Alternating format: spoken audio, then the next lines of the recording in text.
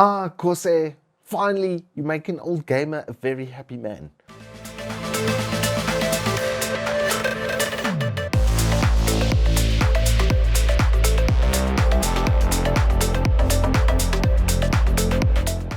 Good afternoon, welcome to Turbo Tortoise Tech. If you're new here, I'm Reese of the 4-piece warranty or Wooks Triple XL.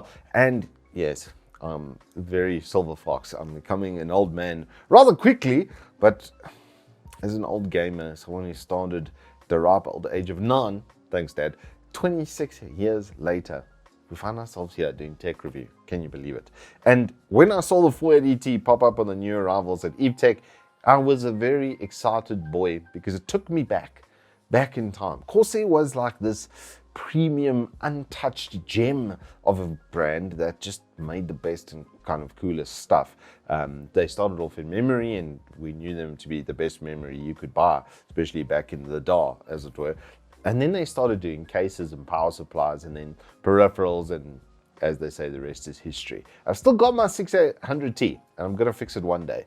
And this is now a T-series that's an entry-level case that comes through at a value and a price point that I really wasn't expecting. And it warms the cockles of this old heart to see Corsair finally back on form. This is what I was hoping for, and it's not exceeded expectations. I'll give the case overall, I'd say like a 9 out of 10, but it's good enough, and it's a step in the right direction, and we just love to see it. So let's go through what's in the box. There's a case and you get some screws and stuff. There's not too much coming with it, except for the awesome 3-fan kit that you have at the front of the case. Those are full addressable ARGB 120mm and rather good as well, as you'll see when we get to the benchmarking. The case is a good default layout.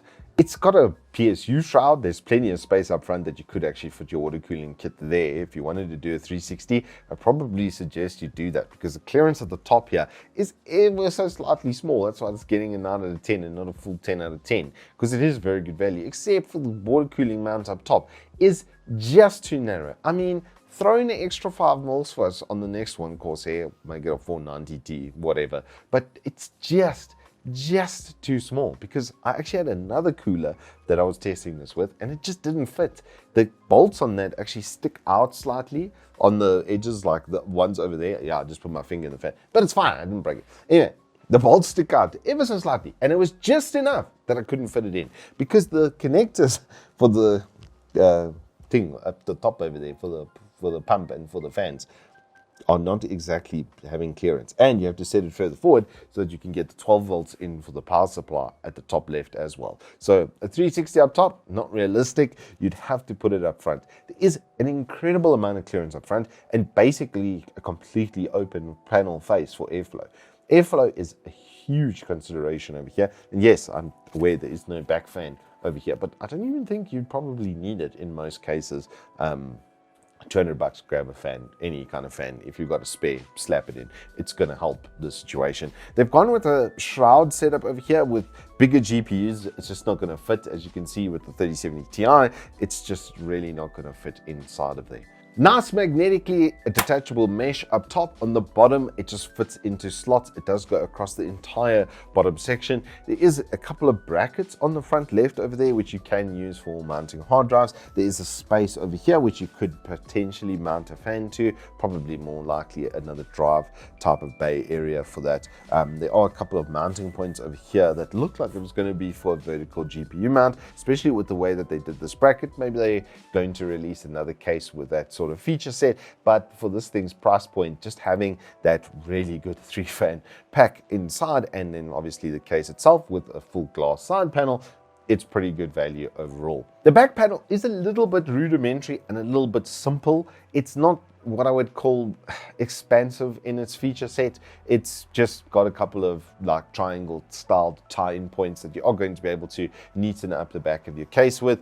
The fans do daisy chain for the RGB, but not with the PWM headers. So if you've got a 3-into-1, that would probably be best. I have individually connected all of them and then had to manage all of them individually to make sure that we don't just max fan and call that a benchmark test. So with the Corsair H100 RGB in there, and with the other fans, the consistency, I have to say, with the diffusing and the color of the LEDs over generations.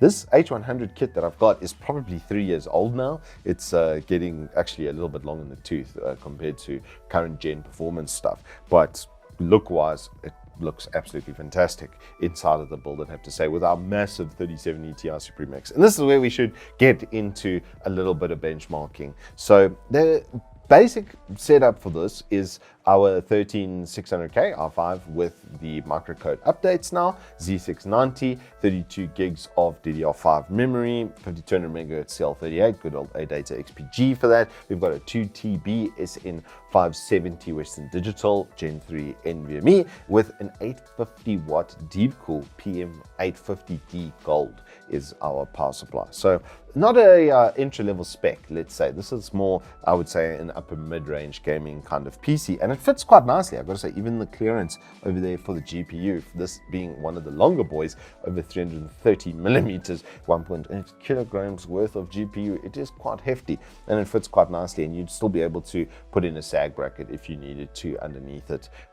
You can see it. Yeah, it is a bit heavy, so it is doing a bit of a sag inside of this build without a sag bracket, and this card, as an example, comes with one that you'd be able to install. But then for testing, we're doing a good old AIDA 64 run. It is very cold at the moment, and even so, it's still hit max temperature. But so what we're going to pay attention to more so is actually the clock speed, and somehow it was actually better. So, but I think it was just a temperature drop. I actually did the first test on this yesterday, and it was almost exactly the same with the fans running at about 70-80% of max. They are incredibly fast. At 50% power throughput, they were doing 1,400 RPM, so I had to down tune them to this point, and they still are moving quite a lot of air. And then for the GPU test, we did a time spy stress test, and once again, it actually improved slightly, and that was done yesterday on the same day but later in the day. So it technically should have been worse because it should have been warmer, but it's very cold in Johannesburg right now as I'm doing this testing. Do I think that that has skewed the performance results a huge amount? Not really, because of how open that front is. It's basically zero resistance. They've left a bit of space between the front of it as well, which is just going to enhance that effect even further because it's not sitting right on top of the fans. There is a space. It's basically completely open on the front of it.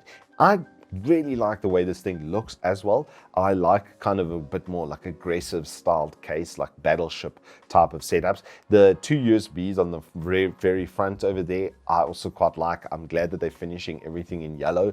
It's quite unique as well. Everything in the market's kind of black and red. Then they're going black and yellow, black and yellow. So they're doing a bit of a Wiz Khalifa over here, which I'm behind from a branding and color perspective. Overall, it's a very good bang for buck case. They've done an incredibly good job over here, except for the top side dimensioning. That's like the only drawback from this case in general. I also would have liked some Garretts along the left-hand side over there, and just a little bit maybe neater type of fan setup. Do a 3-into-1 PWM header with this as well. It's even if you did that and you increase the price by 100, 200 Rand, or like $10, $5, $10, I think they would be pretty agreeable. I don't think anybody would be complaining at that. The layout is really good. The included fan kit is incredibly good. It's top quality. Besides rubberizing in the corners, that's basically the only thing that's missing over there.